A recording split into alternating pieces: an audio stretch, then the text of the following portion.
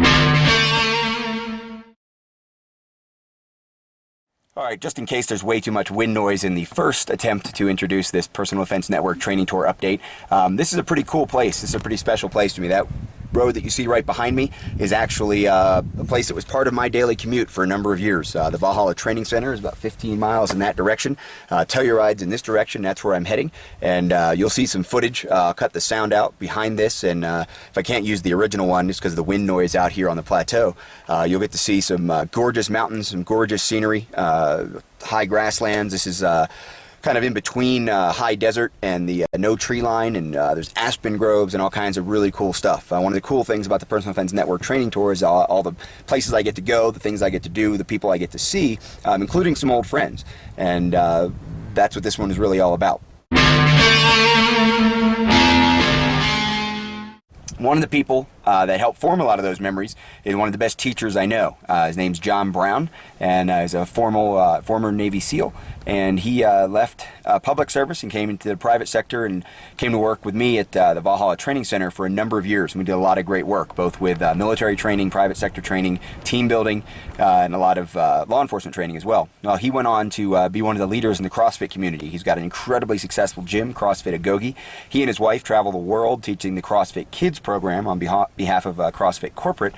And I had the honor and privilege of hanging out with him for a little while and meeting some of his clients, some of his team, and some of his training partners. And I was invited to a deep water training session. I think the concept is incredibly cool. I was glad to have participated in it.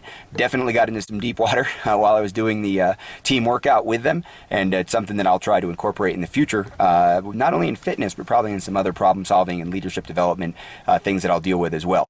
So this is a Personal Defense Network training tour bonus update from the Uncompahgre Plateau, not too far from Montrose, Colorado, on the way to Telluride, Colorado, and you're going to learn about the deep water training concept and get to look at me doing some work with some really great people in Montrose, Colorado who want to make themselves better. If you're interested in personal defense, defense of yourself or your others, your family, people you care about, people in your community, maybe you're an armed professional, get into deep water every once in a while in your training and in your practice. Make sure that you're pushing yourself and reaching your potential. So we're here at CrossFit Agoge today, and Rob's joining us for a little bit of a workout. The workout is based on a concept that I have sort of adapted from a gentleman by the name of John Anderson, who is a strongman competitor, very high-level strongman competitor, and known sort of throughout the strongman world as kind of a little bit of a psycho. And so the concept's called deep water training. And the goal is essentially, with you and a solid group of training partners, push yourself to go into waters so deep that you're not sure you'll be able to make the swim back to shore. And so what we're talking about isn't necessarily just a physical debt. We know the physical debt is going to happen, but also what we're talking about is the psychological aspect of pushing yourself farther than you think you're capable of going, knowing that the human body is always capable of doing more. It really, really helps to have training partners with regards to this. And so the concept is basically push yourself as hard and as far as you can go, and then further. And from there, rely on your training partners to sort of drag everybody back through and make it back through to the end. So what we're actually going to be doing is putting a yoke across our back. A yoke is a strongman implement. The yoke, all told, today is going to weigh about 285 pounds. We're going to be starting Montrose. We're in Montrose, Colorado. Montrose is right around 6,000 feet. So we're going to be starting at about 6,000 feet, making about 250-foot gain in elevation with the 285 pounds on our back, all in about 3/4 of a mile general area. Once again, I'm not sure what this is going to feel like. I'm not sure that it's going to be too heavy. I'm not sure that it's going to go too fast or be too short. The goal is for us to do this in about an hour. As I'm aware, we're looking at about 250 feet of gain in elevation. As far as I'm aware, the yoke weighs about 300 pounds, and almost the entire way is going to be straight up. You're here for your teammates and to support your teammates, and you're here to work harder than you want to work. What we're going to do is step under the yoke. It's only like 1/4 of a squat. So I'm here, like I said, butt is on, and I'm going to stand up. From here, the biggest thing is to move smoothly, because if you don't, then the yoke's going to start swinging. So Just move it smoothly. I just don't 3, know. 2, 1, go. Go, Daddy.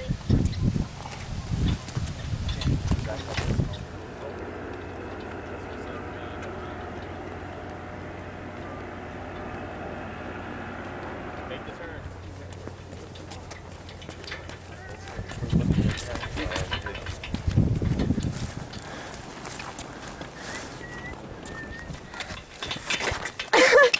Abby, get in there. Tyler, Sam, then Rob, then back to the top. Whoa.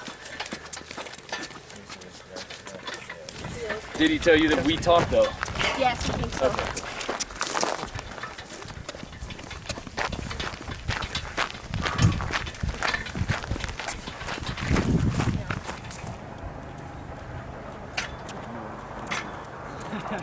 So basically what happened is it took us 13 minutes to go from bottom to top, and that basically isn't the premise of deep water. The premise of deep water is to go further and farther and harder than you wanted to, and none of us is really breathing hard yet, so except for Rob.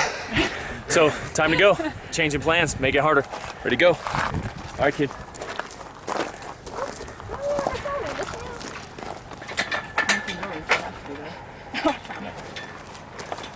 Go, Steven. But there's no good reason to stop. And then you realize as you're going downhill, everything that should be working is working twice as hard as on the way up. With adding the stone weight, is that the stones aren't equally weighted. So now we're challenging balancing the stones on the plate, as well as putting a bigger demand on people's ability to stabilize midline. On top of that, we shortened up how many steps people are allowed to take. So hopefully shortening up the rest cycles that people get. So you get 20 steps, put it down, switch out. I don't know if it'll make it any faster, but it'll certainly make it a little bit harder for everybody else. Get up there. Nice job, Sam. So Connor, you're gonna hand that to Switching Tyler. rocks here. I'll take that one. As with everything that we're trying to accomplish, I start as the sort of head idiot in the group, start to look at the temperament of the group, and that right now, as we're just in our experimental phases of the deep water project, is what I use as a gauge. Usually when everybody kind of looks like they're done, starts complaining and moaning, then it's time to go a little bit further. So that happened on the way down when I made the last change, added the extra rocks, and so I'm happy with that as far as pushing, but I still think next time we need a bigger workload, so next time it'll be 2 yokes. Yeah. Any rock? Connor. Well, you did. Steven. Who's your first fill up? Yeah.